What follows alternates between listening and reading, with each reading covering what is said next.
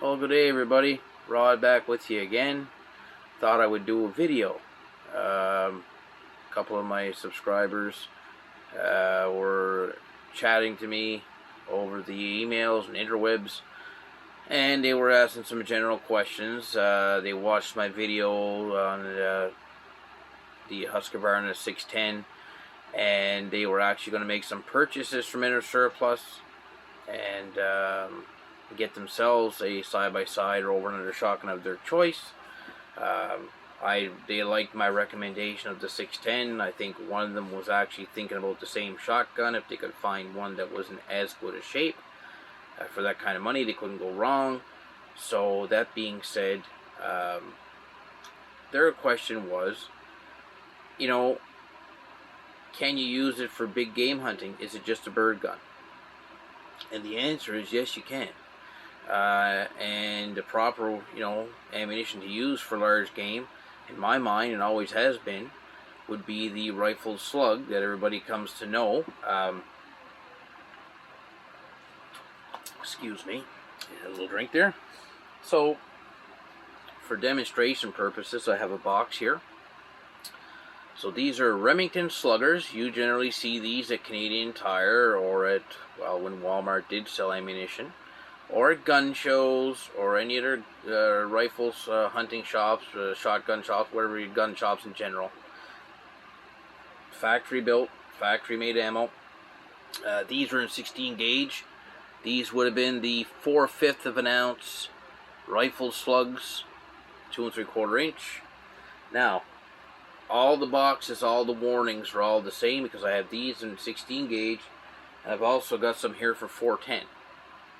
A lot smaller box, as you can see. But the warnings, the labels, and recommendations all follow suit.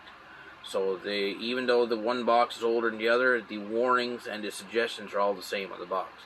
Now, side-by-side shotguns, over and under shotguns, you've got a combination of chokes. Usually one is tighter than the other. So the question was, am I going to hurt my gun by shooting a slug through a tight choke, like a full or an extra full? And the answer is, in my mind, no. These slugs are made of very soft lead. They're pure lead, so it's very, very squishy soft. Like, you can take one of these little 410 slugs here.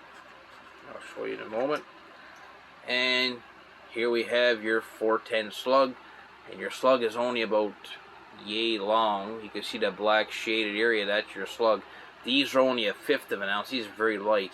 Though they are legal to shoot deer with in my province of Nova Scotia, I would not tackle a deer with one. It's, unless you're 100% sure you're shot, and, anything past 20 yards, I wouldn't even attempt it. But anyway, the question was, is shooting these through an old full choke going to hurt it? And it's no. It won't. What it will do is affect accuracy, because you're swaging that lead bullet through a tighter constriction to come out. And that's the reason they make them soft, so they do squish. Some of the warnings on the box, like it says here, these shells must not be used in guns having Damascus twist steel barrels or chambers shorter than 2 3/4 inches. Be sure your gun is in good condition and designed for ammunition of this gauge. So then they go into, it's dangerous putting a 16 gauge shell into a 10 gauge bore, or vice versa. It's just something you don't do. It's a bore obstruction. So generally they're telling you that as long as the shot shell is chambered, the length of this shell matches the chamber of your shotgun, and your gun's in good shape, and it's a modern firearm made to handle smokeless loads, these shells will be just fine. So what will shooting the slugs through those tighter chokes do? And in my experience, with the double barrels, with the side-by-sides especially, you're always going to get one barrel to print in one spot, and the other barrel is going to print in the other spot. And the reason for that is because, I'll use the example here at my Husqvarna. I'll open the gun, and you'll see that the gun is clear, no ammunition in it. So with side-by-sides, the barrels are joined together on this rib on the top and one on the bottom. They're soldered together, so they're in a fixed position. So that does not mean that they are both going to hit impact in the same identical spot. They can be off by very small amount. Could be like let's say a 32nd of an inch on the rib, that one barrel might be sitting a little further one way than the other, but down at 50 yards, that could be a foot, if you know what I mean. So you're going to only have that bead as a reference point. Now that bead, granted, is dead center of the barrels, but like I said, those barrels are only joined on that rib. So they're regulated to a point of aim where with shot shells, they would pattern close to each other, so you just wouldn't blatantly, completely miss a bird with two barrels. Like, you fire one shot and take a follow-up shot, and you probably still get your bird. But it's a little different with slugs. Slugs, it's like going after with a rifle. You shoot one type of bullet out of a rifle, and it'll shoot tack dead on, and you take the same weight of a bullet, but maybe a different brand, and you go and shoot it again, and it's like way over here. But it's sighted in for the same bullet weight, but it's going to shoot way over here. It's kind of the same idea with this. If you take two same slugs or whatever, and we load this thing, we close it, and I fire two shots at, let's say, 25 yards. And my right barrel is choked, let's say full, my left barrel is modified. I'm going to pull the right barrel first, my front trigger, and let's say where I hit, it's right where, pretty much point of aim, let's say. And let's say I go shoot with the other barrel, and I take the same point of aim I did for the first shot, right dead center of the bullseye target. And you're going to think, well, if if you aim here, one should hit here, and one should hit here. And that's not how it works at all. It would be a rarity to see something happen like that. It'd be an oddball thing, that if the barrels were made and assembled to hit like that on a standard field grade shotgun that's not made for, like large game hunting, like specifically. Because there are guns that were made. They used to call them slug lusos. They were side-by-side shotguns with barrels regulated to shoot at a point of aim at a certain distance. But once you cross that distance, the barrels would actually shoot this way. They cross over themselves. So if you shot up to that certain distance where the barrels were regulated to, let's say if they were regulated to 50 yards, if you shot beyond 50 yards, they weren't going to hit that same spot. They were going to hit off. But if you were 50 yards and in, the spacing on those barrels would put those two shots within acceptable, a kill zone, that if you needed that second shot on a dangerous, charging, cranky old bear that you just crippled with a bad shot, you're probably going to hit him. And if, you go in the woods with a gun that's not regulated like that, your chances of hitting, unless you know your gun really, really well and you practice with it a lot, you're probably not going to hit that same mark at all. But anyway, the question was, is it safe to shoot the slugs through the gun? And the answer is yes. You can shoot a rifled slug through any choke constriction. And I'm going to tell you what Remington says about it here. It says, rifled slugs may be fired in any choke combination, but improved cylinder works best. Now what they mean by that is that you'll probably get the most accuracy or consistency using a more open choke versus a full choke. But it's not to say that you can't use a full choke. You just might not get the accuracy you want. So that's where practice makes perfect. And if you can get used to shooting your full choke shotgun and you get an idea of, okay, my first shot's going to land here and it always has a habit of shooting here, shooting here, shooting here, well then you're going to know. But if you got a gun, let's say like a more modern shotgun, it's got like these things in it, some screw-in choke tubes, and you can kind of try a couple with one choke, try a couple with another choke, and try a couple, and find the choke that works best for you for slug hunting. And when you do go in the woods for your deer hunt or your moose hunt or bear hunt, and you're taking your 12 gauge with you, you'll know what ammunition to take with you and what choke tube to select to give you your best accuracy, because you've been practicing. You developed a knowledge for the gun and the load, and you know what it's capable of and what it's not capable of. So then you're optimizing your chances of making a clean kill versus taking a pot shot at a long range where it's just a useless thing, but you do it anyway, and you cripple an animal and it runs off and you don't get that second shot. So now you just wounded an animal for nothing. So we have to bear in mind too that these rounds, these are not ballistic Scud missiles. These things are not made to shoot the country mile. I mean, if you held the gun straight up in the air and fired it, it's going to go a long ways, but it's going to have a trajectory just like a lob ball. And if you look on the box here, at a 25-yard zero, it'll shoot a foot low at 100 yards. So over the course of the 75 yards, that lead bullet drops a foot. So if you aim for a deer's vitals in like the heart-lung area, well, at 100 yards, you're probably going to go right underneath him, or just clip him in the bottom of the belly. And you know that's not a long-range round. So we have to respect the ammunition's capabilities, and you know that makes the hunt all that much more interesting. Is how close can you get to that animal and make a good shot? You know, like you're sitting there up against a tree, and you know this deer walks out 30 yards in front of you. Well, you know your 25-yard zero is bang on.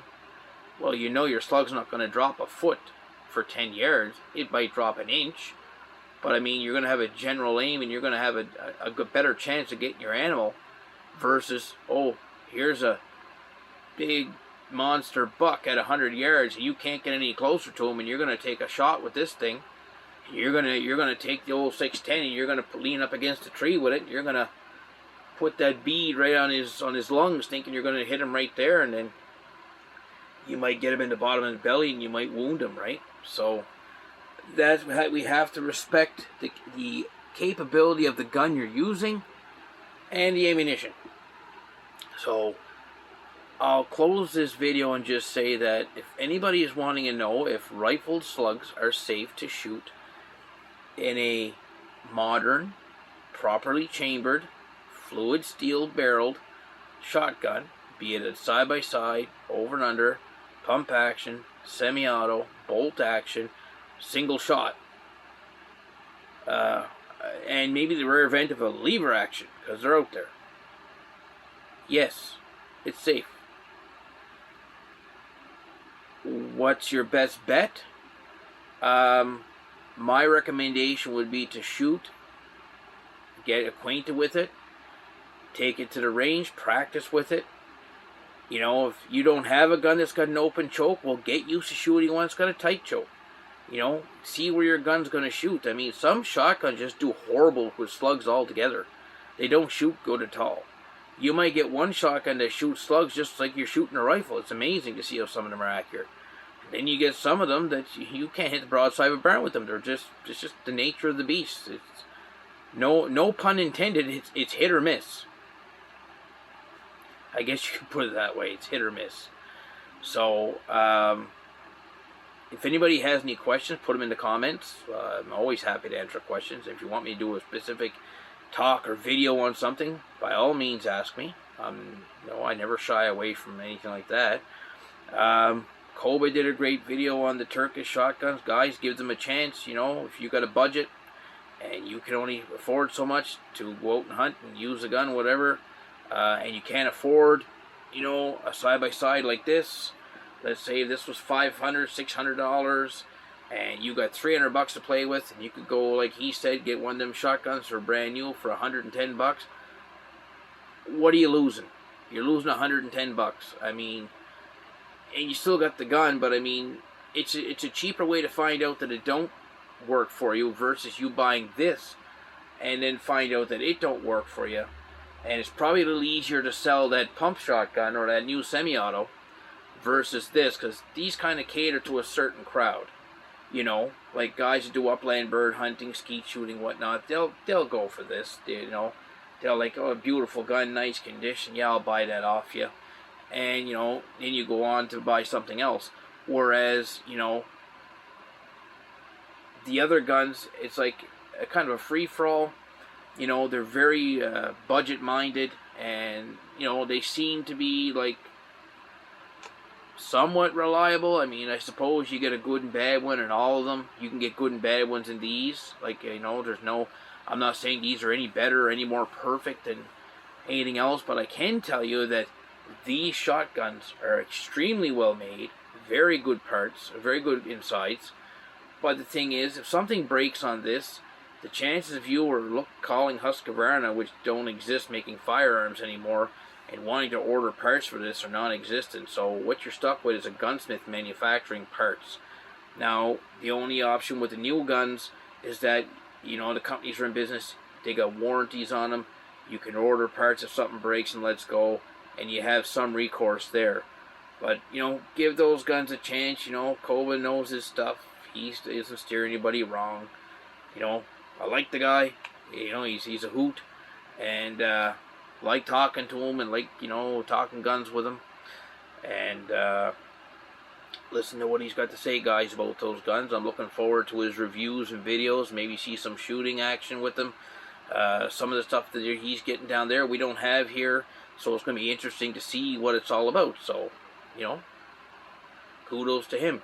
Looking forward to it. So I'll leave that with you, that it all boils down to its slugs with the condition of your gun, the type of round you're using, your chamber length, your barrel construction, and most importantly, which choke constriction works best for your gun and your ammunition that you're using. And also I'll recommend too that maybe this slug may not shoot worth a darn in your gun, but it may shoot super well in mine. So you may have to experiment with different brands to find one that works for you, and that's another thing. You know, not always that one type of ammo works in like my gun that works in yours. You know, we could even have two same guns. I could have two of these, and one shoots Remington great, and one shoots Remington horrible, and vice versa. I could say this one shoots Winchester horrible, and the other one shoots them great.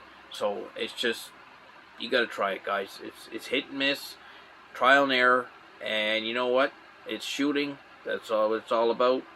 Is getting acquainted with your gun, making making yourself due diligent, placing good shots, and making clean kills, and that's what it's all about.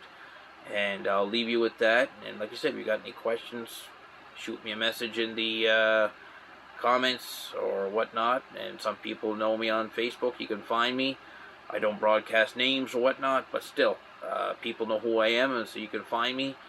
And it's not hard. So I'll leave you with that. And judging by our outdoor look here, it looks like we're going to get a shower of rain. So might just go for a coffee or something this evening, go visit a few friends, and call it that. So anyhow, thanks for watching. Hit the like, subscribe, and look forward to making more videos for you guys in the future. And we will catch you on the next one. Have a great evening, guys. Be safe out there.